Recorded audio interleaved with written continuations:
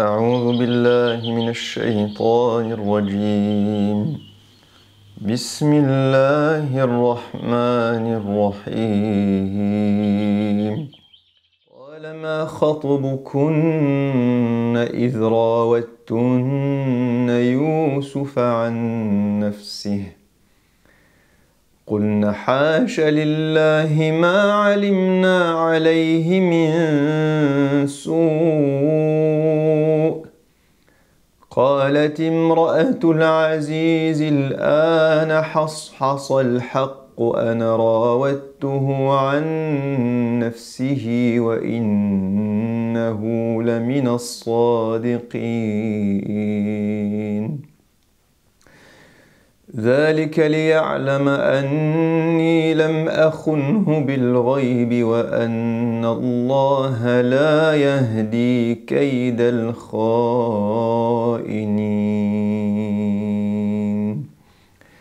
الحمد لله والصلاة والسلام على رسول الله وعلى آله وصحبه ومن والاه. Assalamu alaikum.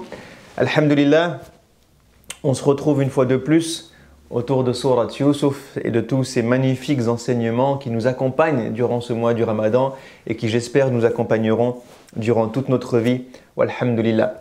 Donc là, on arrive au verset 51-52 et donc Sayyidina Yusuf a été demandé, a été appelé par le roi. Une fois qu'il a interprété le rêve du roi, eh bien, le roi a demandé à le voir et il lui a envoyé un émissaire. Sauf que Sayyidina Yusuf a refusé cette invitation. Donc je vous ai dit au précédent épisode que Sayyidina Yusuf avait répondu à la demande du roi et de son ancien camarade de prison avec altruisme, sans rien attendre en retour. Il a donné l'interprétation des rêves, il leur a donné la méthodologie, la solution pour ne pas tomber dans la famine pendant 7 ans et il n'a rien demandé d'autre. Sauf que le roi a pris conscience de l'importance de Sayyidina Yusuf, il a pris conscience de sa connaissance, il a pris conscience de son savoir, de sa compétence, et donc il le veut auprès de lui. Donc il demande à le voir, mais là Sayyidina Yusuf comprend qu'il y a un enjeu politique derrière. Que là Sayyidina Yusuf va se faire recruter pour son savoir, pour sa compétence. Que le roi demande à le voir et qu'il va peut-être devenir quelqu'un d'important ou qu'il a à minima une opportunité de discussion avec le roi. Mais là, Sayyidina Yusuf change de philosophie parce que là, il ne s'agit plus d'aider la société, il s'agit de discuter avec le roi qui est quand même le responsable de la corruption dans ce système-là. Il est celui qui a laissé faire quelque part par son système, par la négligence, par le pouvoir qu'il a donné à ses ministres de pouvoir injustement emprisonner quelqu'un en claquant des doigts comme ça. Et donc Sayyidina Yusuf, là, réclame la justice. Là, il veut aller vers le roi en étant digne. Sayyidina Yusuf ne veut pas sortir de prison par intérêt. Il ne veut pas sortir de prison grâce à un piston. Il ne veut pas sortir de prison parce qu'il a impressionné le roi et laissé de côté toute son histoire.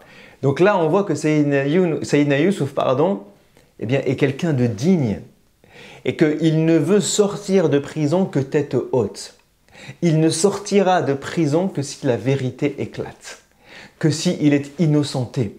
Il ne veut pas sortir de prison par magouille, ni par piston, et utiliser les mêmes chemins corrompus qui l'ont mené à la prison.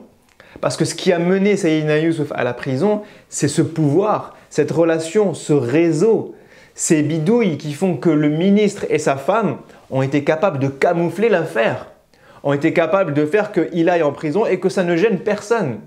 Et donc là, il pourrait sortir de prison sans que ça ne gêne personne. Il pourrait devenir ami avec les ministres sans que ça ne gêne personne. Il pourrait les côtoyer tous les jours, voire même lui comploter contre eux sans que ça ne gêne personne. Parce qu'il peut devenir l'ami intime du roi. Mais Sayyidina Yusuf, ne veut pas tomber là-dedans. Il ne veut pas d'une victoire qui n'est pas digne de lui, qui n'est pas digne des valeurs de l'islam, qui n'est pas digne de la vérité et de la justice. Et donc, lorsque l'émissaire vient à lui, qu'est-ce qu'il dit? Il dit, demandez au roi d'interroger les femmes qui se sont coupées les mains pour essayer de comprendre ce qui s'est passé.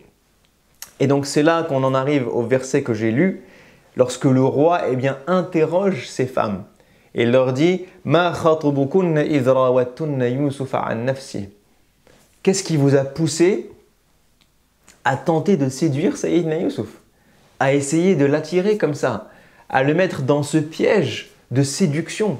Qu'est-ce qui vous a poussé à ça? Donc là, le roi essaye de comprendre les raisons qui ont poussé ces femmes à faire ça et de savoir aussi, parce que c'est sa position, si ces femmes sont coupables ou si c'est Sayyidina Yusuf qui est coupable. Parce qu'elle pourrait donner une version de l'histoire où Sayyidina Yusuf est coupable.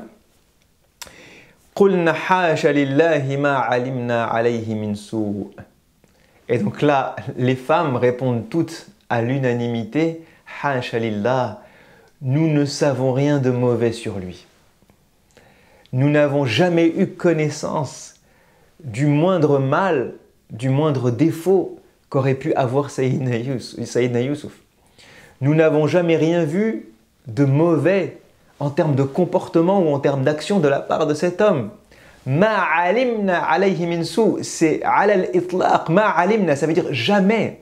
Jamais il n'est parvenu à nos oreilles que cet homme aurait pu être un homme mauvais. Jamais il n'est parvenu à nos oreilles que cet homme aurait fait une mauvaise action, aurait agi de la mauvaise manière, aurait eu un comportement déplacé, aurait eu une parole déplacée, rien du tout. Est-ce que vous avez la moindre chose à reprocher à Sayyidina Yusuf? Rien du tout, rien de rien. Et donc là, l'innocence de Sayyidina Yusuf commence à surgir. Mais il reste quoi? Il reste le témoignage de la femme, du ministre, qui est le témoin principal de la supposée scène d'agression. Il aurait voulu l'agresser, c'est ce qu'elle a prétendu. C'est ce qu'elle a prétendu à son mari, qui lui-même ensuite a compris par le témoignage de la personne qui était avec eux qu'il n'en était rien. Mais elle pourrait encore ressortir cette version. Alors qu'est-ce qu'elle dit, cette femme? Elle dit قالت امرأة العزيز الآن حصحص الحق أنا راودته عن نفسه وإنه لمن الصادقين. Elle comprend, son cœur se réveille, sa spiritualité se réveille, et elle comprend que là, Allah a fait que la situation s'est retournée, que la vérité est en train d'éclater. Elle dit الآن حصحص الحق. La vérité est en train de se manifester. Là, ça va être compliqué de dire autre chose, de mentir une deuxième fois, d'être injuste envers Sayyidina Yusuf une deuxième fois. C'est moi qui ai tenté de le séduire. Et il est lui véridique. Il dit la vérité. Il disait déjà la vérité lorsqu'on l'a emprisonné. Et aujourd'hui, il dit la vérité. Pourquoi? Parce qu'il fait partie des véridiques. Ce n'est pas quelqu'un qui ment. Sayyidina Yusuf est quelqu'un qui dit toujours la vérité, est quelqu'un de sincère, est quelqu'un d'honnête. Et là, elle l'avoue. Puis elle rajoute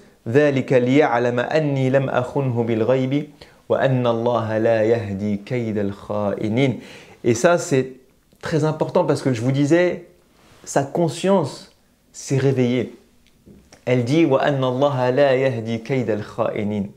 Elle prend conscience aussi que Dieu ne donne jamais la réussite à des gens qui sont dans la traîtrise, à des gens qui sont dans le mensonge, à des gens qui sont dans la trahison, à des gens qui sont dans l'injustice, à des gens qui ont usé à mauvais escient de leur pouvoir, qui ont jeté un innocent en prison. Elle dit Allah la yahdi kayd al-kha'inin.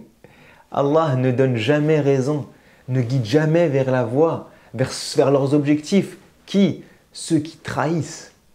Et donc là, elle revient vers Allah subhanahu wa ta'ala. Elle prend conscience de son erreur et elle avoue son tort. Donc ça, c'est ce qui se produit dans l'histoire. Et je voudrais qu'on en tire deux leçons importantes, insha'Allah ta'ala. La première leçon, elle est pour les opprimés. Elle est pour les gens qui ont vécu dans leur vie une injustice et Dieu sait combien il y en a. Dieu sait combien il y a de gens qui vivent des injustices tous les jours. Et il y a des petites injustices, il y a des paroles, il y a des gestes, il y a des regards, il y a des gens qu'on insulte il y a des gens à qui on fait du mal, il y a des gens qu'on oblige à faire des choses qu'ils ne veulent pas faire, il y a des gens qu'on prive de leurs droits, il y a des gens à qui on ne donne pas accès à certains postes ou à un travail ou à un bienfait ou à un droit qu'ils auraient pour X ou Y raison. Il y a des gens qui se retrouvent en prison, il y a des gens qui se retrouvent massacrés, il y a des gens qui vivent des génocides, il y a des gens qui vivent des guerres civiles, il y a des gens qui sont tués par leurs propres dirigeants, par des dictateurs, il y a des gens qui sont exterminés parce qu'ils ont juste dit La ilaha illallah Muhammadun Rasulullah. Il y a des injustices qui se produisent quotidiennement sur terre. De la plus petite, qui peut être juste une parole mal placée, une parole qui touche, une parole qui blesse, jusqu'à la plus grave, qui est d'ôter la vie d'un être humain. Et entre tout ça, eh bien, il y a un quotidien douloureux pour beaucoup de gens sur terre. Subhanallah. Mais la leçon que je voudrais qu'on tire de ce passage-là, c'est la promesse divine. Parce que Allah, subhanahu wa ta'ala, Allah ne laisse jamais tomber les personnes qui vivent l'injustice. Subhanallah. Allah ne laisse jamais tomber quelqu'un qui vit l'injustice. Et Sayyidina Yusuf, eh bien, va le dire plus tard, lorsqu'il va rencontrer ses frères et qu'ils vont comprendre qu'il est dans cette position-là et que c'est Allah qui l'a mis à cette position, il va dire « Innahu man yattaqi wa yasbir fa inna Allah la yudhi'u ajra al-muhsinin » Allah subhanahu wa ta'ala ne laisse jamais tomber son serviteur. Allah subhanahu wa ta'ala ne laissera jamais son serviteur ou la personne qui a subi l'injustice, la personne qui a fait preuve de foi, la personne qui a fait preuve d'endurance, de patience, Allah ne la laissera jamais tomber. Un jour ou l'autre, Allah lui donnera justice. Un jour ou l'autre, Allah lui donnera la victoire.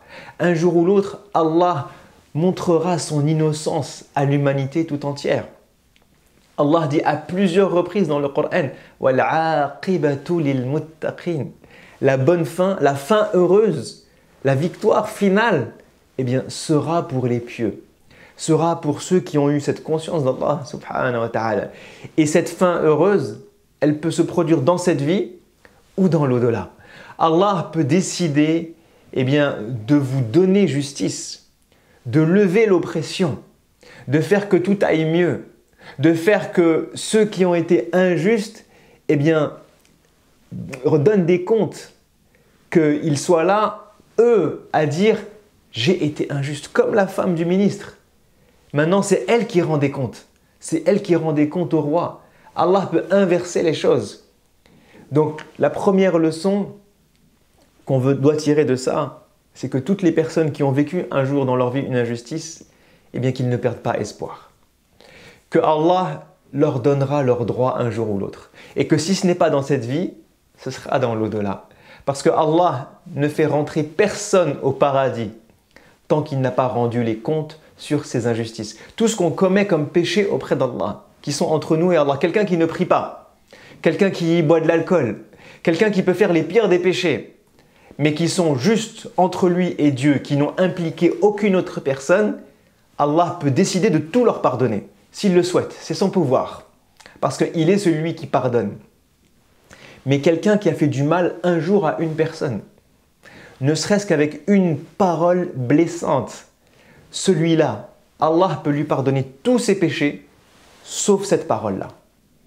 Allah ne pardonne pas l'injustice. C'est impossible. Ça fait partie des règles divines. Allah ne pardonne pas l'injustice. Et cette personne-là, même s'il ne lui reste qu'un seul péché, qui est cette parole blessante-là, eh bien ce péché-là le bloquera d'entrer au paradis. Impossible.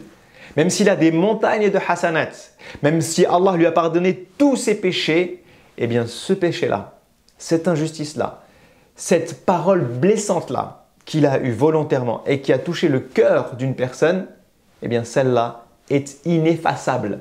Elle ne peut pas être effacée par Allah, à l'exception de si la personne qui a subi l'injustice eh bien, décide de pardonner. Si moi j'ai eu cette parole blessante-là, qu'elle m'a touché, qu'elle m'a heurté, et que je dis non, ya Allah, je ne pardonne pas, alors cette personne-là, le jour du jugement, devra rendre des comptes. Et si moi je dis ya Allah, je lui pardonne, alors moi je suis gagnant. Et elle est gagnante aussi et elle pourra aller au paradis. Vous imaginez la gravité de l'injustice pour Allah subhanahu wa ta'ala? C'est quelque chose qui est impardonnable. Allah ne s'autorise pas lui-même à pardonner l'injustice qui a été commise envers une personne tant que cette personne-là n'a pas dit « je pardonne ». Subhanallah. Donc le premier message que je veux me passer et vous passer, c'est que quelles que soient les injustices qu'on vit dans notre quotidien, que ce soit un petit niveau ou un grand niveau, eh bien gardons espoir. Allah lèvera la justice. Allah demandera des comptes à tous ses oppresseurs. Allah demandera des comptes à tous ces dictateurs. Allah demandera des comptes à toutes ces personnes qui font du mal autour d'elle. Allah demandera même des comptes à toute personne qui a dit des paroles blessantes envers quelqu'un et qui a fait du mal. Même si ce mal-là, vous pouvez le considérer qu'il est tout petit, auprès d'Allah, il est énorme. Donc, gardez espoir. Inna Allah la yudi'u ajrakum. Allah ne laissera pas tomber votre cas. Impossible. Et il vous donnera la réussite, il vous donnera la justice, que ce soit dans cette vie ou dans l'au-delà, incha'Allah ta'ala. La deuxième leçon importante sur laquelle je voudrais qu'on s'arrête 30 secondes, c'est le cas de la femme du ministre. Parce qu'il y a Sayyidina Yusuf qui a subi l'injustice, mais il y a la femme du ministre qui a commis l'injustice. Et on peut se positionner pour prendre des leçons de l'histoire, soit dans la position de celui qui subit une injustice, soit dans la position de celui qui commet l'injustice. Et là, ce que l'histoire nous appelle à comprendre, c'est qu'il n'est jamais trop tard pour demander pardon, qu'il n'est jamais trop tard pour avouer ses torts, qu'il n'est jamais trop tard pour dire « j'ai commis quelque chose de mal, aujourd'hui la vérité doit éclater et je dis la vérité ». Subhanallah. On a beaucoup de mal parfois lorsqu'on commet l'injustice. Encore une fois, je prends juste l'exemple de la parole blessante. À dire « j'ai eu tort ». À dire « c'est vrai, j'aurais pas dû dire ça ». À dire « désolé, je t'ai fait du mal ». Et je prends l'exemple de la parole blessante. Mais ça peut être l'exemple de celui qui a commis les plus graves injustices. Ça peut être l'exemple d'un dictateur. Ça peut être l'exemple de quelqu'un qui a été très mauvais. Allah accepte toujours le repentir des gens à partir du moment où la justice est faite. Parce que le repentir, encore une fois, lorsqu'on commet des injustices, il faut rendre à chacun son droit.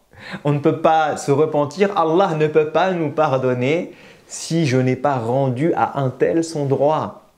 Et donc si j'ai fait du mal aux gens, alors je dois non seulement m'excuser, non seulement avouer ça, mais payer ma peine. Payer ma peine d'une manière ou d'une autre. Si ma peine c'est la prison, alors je vais en prison. Si ma peine c'est de rendre de l'argent, alors je rends l'argent. Si ma peine c'est de rendre quelque chose que j'ai volé, alors je rends quelque chose que j'ai volé. Si ma peine c'est de m'excuser, alors je m'excuse. Ça peut être une toute petite peine, ça peut être une toute petite punition pour compenser ce que j'ai fait. Ou ça peut être beaucoup plus grave en fonction de ce que j'ai fait. Mais ce que nous montre la femme du ministre là, cet exemple qu'elle nous donne, il est très beau parce qu'elle a pris conscience de son erreur. Elle a pris conscience du fait que, comme je le disais avant, Allah est du côté de ceux qui ont subi l'injustice. Allah ne sera jamais du côté des injustes. Allah n'est jamais du côté des oppresseurs. Allah ne donnera jamais la fin heureuse aux oppresseurs. Et elle le comprend. Inna Allah la yahdi kayd al-kha'inin. Allah ne pourra jamais me donner une fin heureuse. Si je suis moi-même un oppresseur, c'est impossible. Prenez-en conscience. Si vous faites du mal aux autres, prenez conscience que Allah est votre ennemi. Allah ne sera jamais de votre côté. Si vous faites du mal aux autres, prenez conscience du fait que Allah un jour vous demandera de rendre des comptes, soit dans cette vie devant tout le monde, soit dans l'au-delà devant tout le monde. Dans les deux cas, vous serez jugé. Dans les deux cas, vous devrez rendre des comptes et justice sera faite, soit dans cette vie, soit dans l'au-delà. Alors si je suis quelqu'un qui fait du mal, si je suis quelqu'un de mauvais parfois, alors c'est le moment ou jamais d'avouer ses torts. C'est le moment ou jamais de comprendre qu'Allah n'est pas de mon côté. C'est le moment ou jamais de dire « Al-ana hashas al-haq ». Aujourd'hui, la vérité éclate. Aujourd'hui, la vérité se manifeste. C'est moi qui suis en tort. C'est moi qui fais des bêtises. C'est moi qui ai été mauvais. Et c'est à moi de m'excuser. Et c'est à moi d'avouer et de dire la vérité aujourd'hui.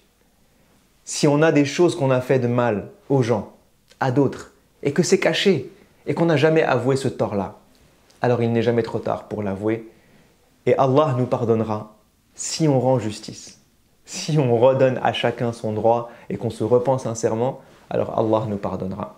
Je vous dis à la prochaine, Inch'Allah. Assalamu alaikum wa rahmatullahi wa barakatuh. كنت من قبله لمن الغافلين